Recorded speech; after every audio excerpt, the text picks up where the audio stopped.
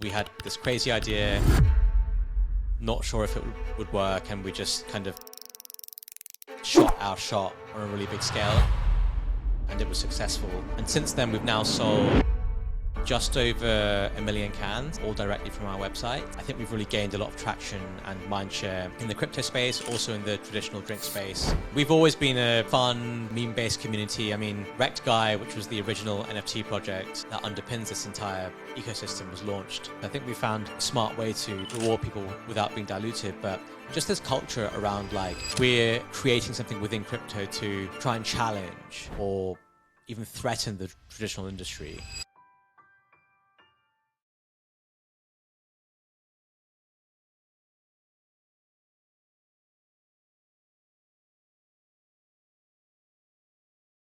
So thank you, Ovie, for joining our podcast today. Thanks for having me. So as we head into 2026, I was wondering if you can recap Rekt's journey, from your first milestone to becoming a global powerhouse. Yeah, so this time last year, we had just launched our token, Rekt, and we had just done our first sale of drinks. So that was the original liquidated lime flavor that we did. It was our first sale, and we sold out of about 220,000 cans in just under 2 days. So I think at that point, it was still very experimental. We had this crazy idea, not sure if it would work, and we just kind of shot our shot on a really big scale, and it was successful. And since then, we've now sold just over 1 million cans to date, all directly from our website. And we've done some collaborations with some big projects out there. And I think we've really gained a lot of traction and mindshare in the crypto space, also in the traditional drink space, because of the unique way we've approached it. So it's definitely been a crazy journey. It just started out as a wild idea and experiment. But I think we've had a good year and excited to grow it even further. Sounds really good to hear. So with so much momentum behind Rekt, do you guys foresee any challenges or growing pains you may anticipate as the brand expands to new verticals? Yeah, definitely. I mean, all of our sales so far have just been direct to consumer on our website, and our drops have been one-off limited edition drops with different partners. And so that's great. It's great because we make a lot of gross profit margin. It's great because you gain a lot of mind share, and it's been great for increasing our brand visibility. But that model is not scalable. Like if we're to go from selling 1 million drinks in a year to 10 million drinks or 20 million drinks or 100 million drinks, it's going to be very difficult to do that just from our website. And we need to go through channels like Amazon and go through traditional distribution and marketing and be in supermarkets and retailers all over the world. So the next stage and the challenge in our journey is to build from where we are and where we have been to seeing if we can do that on a bigger and more traditional scale. And that means, can the token rewards and claims work in store versus just online? How do you collect that data? How do you get the wallet address? How do you keep it secure? How do you explain to someone who's not crypto native how all of this works? There's a lot of different challenges and questions we're asking ourselves right now, but that's the next big thing. If we can unlock that, then I think there's a lot of potential in this. I'm sure you guys have different types of audiences, demographics, or so on. But when it comes to Gen Z audience, we understand that memes are one of the most dominant forms of communication, humor, and cultural expression for this generation. It shapes the way they connect online and even how they discuss serious topics. I was wondering, is there an importance for the Gen Z audience to Rekt? Yeah, definitely. I mean, we are a crypto drink. You can call it a crypto drink, right? And the audience that is most familiar with crypto is the Gen Z audience. Most Gen Z people will have a wallet, Solana wallet, an Ethereum wallet. They'll know what meme coins are. They'll be crypto native. They'll know exactly what to do. And that means whether we intentionally choose it or not, they are a large part of our demographic and a part of our market. They're guys who will understand what it means. If you explain the idea of, hey, you buy this Rekt drink and you get Rekt coin to someone who's in their 50s, who's not crypto native, they may not really understand what that actually means. And not only may they not understand what it means, they won't know how to go about claiming it and having custody over it and what the value of it is, whereas that Gen Z crowd does. So um, even though we didn't create this with the intention of like targeting Gen Z, it's very clear to me that's going to be a large part of our demographic for sure. We understand that humor is sort of central to Rekt's identity. Was wondering how important is satire in positioning the brand, and where's the red line when markets are volatile or disappointing? Yeah, good question. We've always been a fun meme-based community. I mean, Rekt Guy, which was the original NFT project that underpins this entire ecosystem, was launched in April 2022, like right before a 2-year bear market. And that's how our community was formed and forged. So, it's tricky because I feel like people who've been in our community for 2 or 3 years, they'll understand the jokes, they understand what it means to be Rekt, and you can have fun about it. But inevitably, there are some people who may have bought our coin back when it was at 600 million market cap or 500 million, and now it's down with the rest of the market. And, we have to be a bit cognizant and conscious of how those people may feel who are maybe down on money, if that makes sense, because of the overall market. So it's a bit tricky. I think we've always never taken ourselves too seriously, and we've always tried to make it a fun atmosphere, almost like a self-ridiculing atmosphere where it's like, how are we in this position again? We did it to ourselves, that kind of stuff. That's the fun of being part of it. But we have to be a bit careful not to push it too far as not to alienate people who are new in the community, I think. Because you have to be there for a while to understand the jokes and all that kind of stuff, basically. If we talk a bit about the products, apart from drinks and merch, with rising post-COVID health consciousness globally, do you see Rekt leaning more into health-focused products in the near future? Yeah, honestly, whether you're Gen Z, whether you're a boomer, whether you're a millennial, everyone is health conscious now. It's almost trendy to become health conscious, right? You see that guy, Brian Johnson, putting out stuff, everyone's reading it, right? Everyone is really, really interested in this. So I really think to be a successful nutrition brand, like not even just drinks, just nutrition in general, you have to have a health angle to it where it's appealing to people. The current drinks we have now, which is just flavored sparkling water, they have no artificial ingredients. They only have 4 or 5 grams of natural sugars per can, for which we use agave syrup. So it's all natural, no artificial sweeteners or anything like that. And the idea is if you want something that looks cool, looks energetic and exciting, but is actually still healthy, then that would be an option, because most healthy products have very light branding. Maybe it looks a bit feminine, it looks clean. It's not something you would feel cool drinking if you were at a party or a festival or something like that. So that's the main idea that underpins what we have here. But we're also branching out from just sparkling water to energy drinks, and the energy drinks which we're going to launch in Q1 next year contain caffeine from natural sources. They contain other ingredients that will help with focus and help with energy levels and help with remaining calm despite the caffeine, etc., etc. And they're all natural products. They're all natural ingredients. They're all natural products, and they all have interesting functions, I think. And that's the kind of stuff that I think is really big right now. It's really, really big.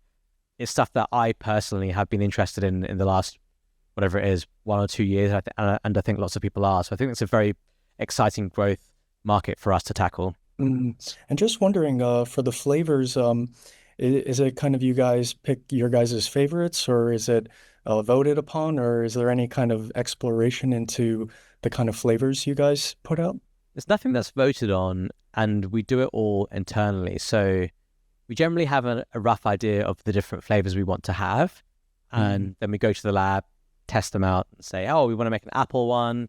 Let's try apple and kiwi, apple and raspberry, find the one that works best, and then that's the one we end up going with. So there's a bit of a back and forth in terms of finding the flavors we like. And once we've produced some samples, we'll then do some taste testing, usually between close friends and family. We'll collate feedback from that, and then we pick the one that we think is the best and go ahead with it. But it would be a good idea to do something a bit more community related, perhaps on one of the flavors where people vote on what it could be. If you look a few years ahead, do you see Rekt focusing more on global shelves and consumer products, or perhaps deepening its Web3 utilities? I think both, to be honest with you. I think the idea is that we're trying to show that you can use crypto rails and Web3 concepts to actually create a traditional brand. And if you look at Rekt, for example, if I just woke up tomorrow and I said I'm going to make a drinks company and I spent 1 year doing it, there's zero chance I'd be anywhere near selling 1 million drinks unless I came up with some, elixir that gave you the limitless pill or something like that. You know what I mean? Like, it'd be impossible to get that to that level. But we've been able to do it because we have a crypto token, because people can actually get rewarded in something that has real value to them and in something that has real upside to them as well. So that's a fusion of the crypto world and also the traditional world and the CPG world. And I think it's important for us to focus on both. So the growth of what we're doing is going to come from being on more supermarket shelves, being in more countries, increasing the availability of Rekt globally. But that is powered purely by crypto. And it's sort of like people in the crypto world like to hear the stories from the drinks world. They like to hear the fact that, oh, these supermarkets like it, these people like it, these people want to buy it, they like the taste, whatever. And in the drinks world, they like the story of crypto. They like the idea of like, oh, wow, like now you can, earn some coins that actually has real value, or you have these different mechanisms where consumers can get rewarded. And especially in the US, where crypto is growing so fast and there's been a big U-turn in the regulation of crypto, and now you have a pro-crypto US president who's pushing it. Every traditional company there is now like, okay, I now need to actually use crypto in what I'm doing and trying to figure out how to use it in a way that creates value. So I think the answer is that both of those things are very important, and they both feed on each other. As one does well, it brings the other one up with it. And as that one does well, it brings the other one even further with it. And we're definitely focusing on both. Yeah, it's great to see because you're basically turning customers and consumers into, loyal members into Rekt. There has been research that shows that about more than half of consumers abandon loyalty programs once they stop seeing real value in it.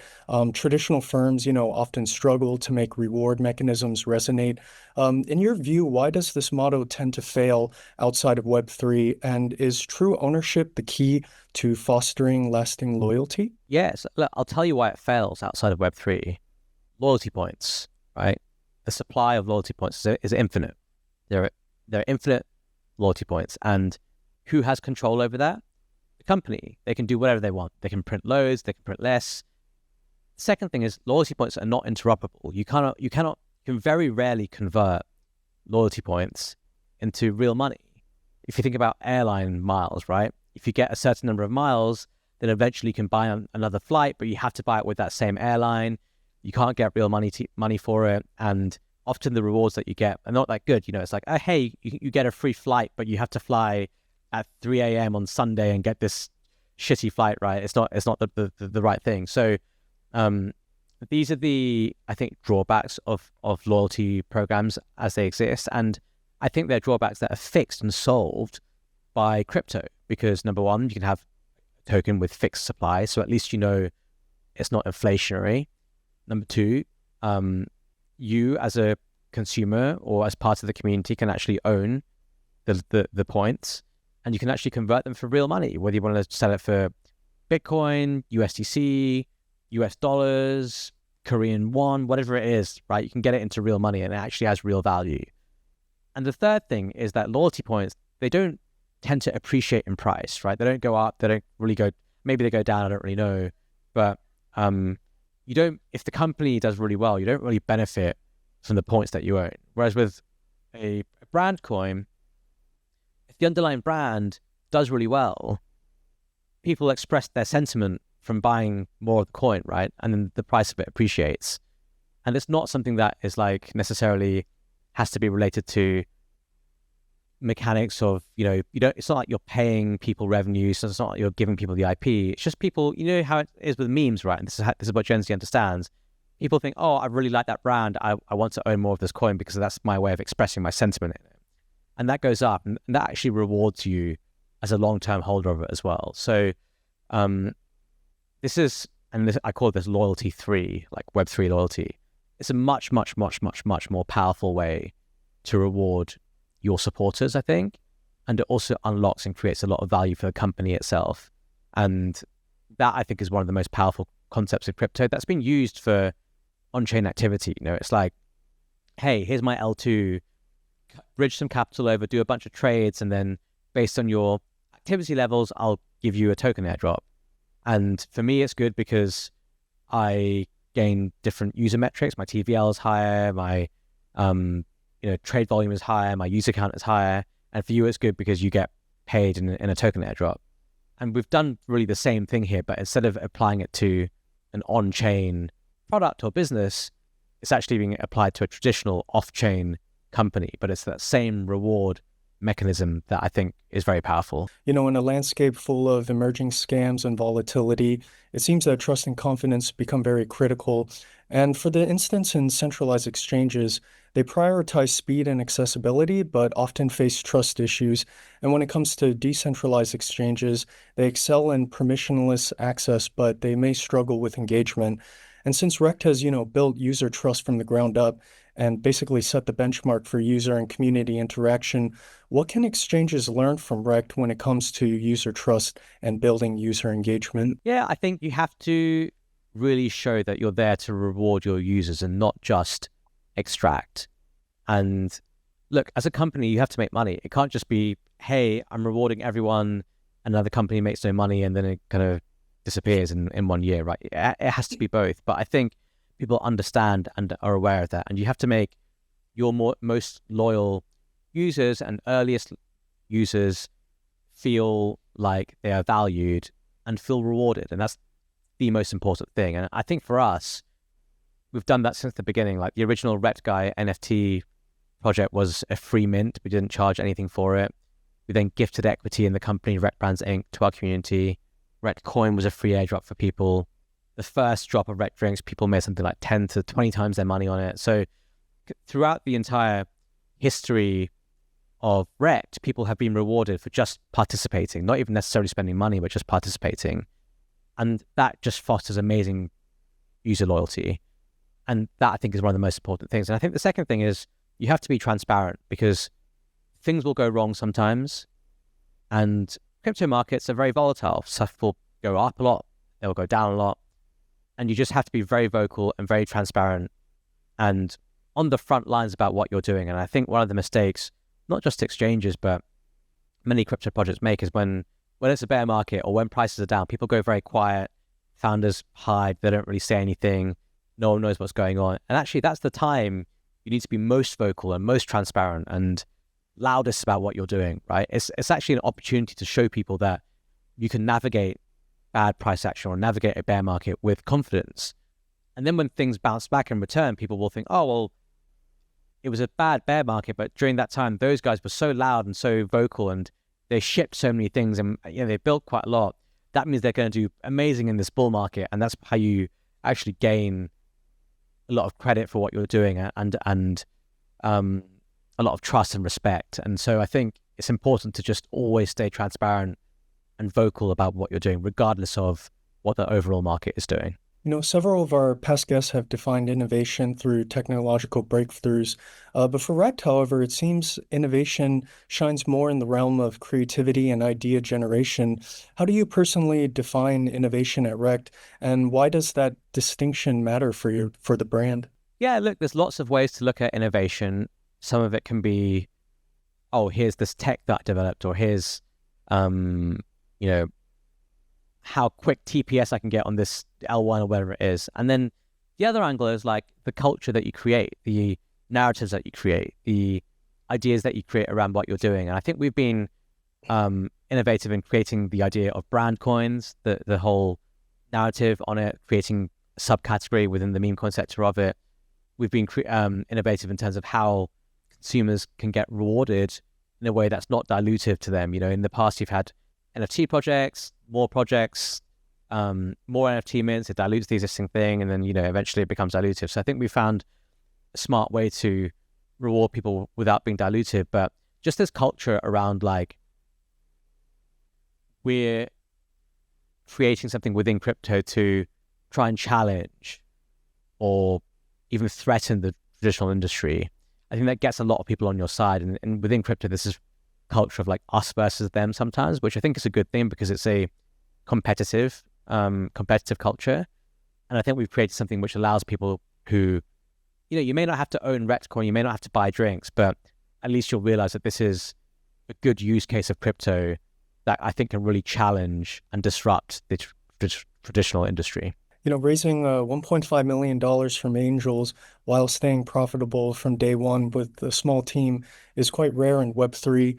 Was wondering what lessons can founders take from Rekt's ability to scale independently without relying on venture capital? Yeah, I mean, I'm not saying you should never raise VC money because VCs are important to the ecosystem. It's where lots of capital sits. But I think we just went through this period of time where there were so many VC-backed deals where when the tokens launched, you had high FTV, low floats, and what ended up happening was they'd have perps markets, and then VCs would end up shorting the perps to monetize their gain, and eventually when the token's unlocked, they'd dump the tokens. So with all of these projects, it was very hard for them to have a good price story because you just trend lower and lower and lower until the eventual unlocks, and then it's even more downwards price action while that happens. And my thought was like, okay, let's have no VC funding and let's actually allow people who are supporters who typically don't have the access to these kinds of investments to actually be part of this. And let's have everything unlocked on day one, because then if anyone wants to sell, they can sell on day one. We'll have that price discovery in the first few days. And then supply can, eventually consolidate, and you can get all that stuff out the way at the beginning. Then as we continue to build things, coins find themselves in the right hands from people who actually do believe in the long-term story. And then you can actually have a real chance at price growth rather than just doing this thing where you delay the inevitable. And that was the idea behind how we did this. Brands don't just grow through products, they grow through communities that believe in them, especially in Rekt's case, where more than 60% of Rekt token holders were distributed to its community. As we conclude, Ovie, what do you think will be the next big shift in community engagement that brands will need to consider? Yeah, I think you have to find a way to explain crypto to people who are not crypto native. That is the next big shift for crypto firms. It's the next big shift for traditional firms who are trying to use crypto.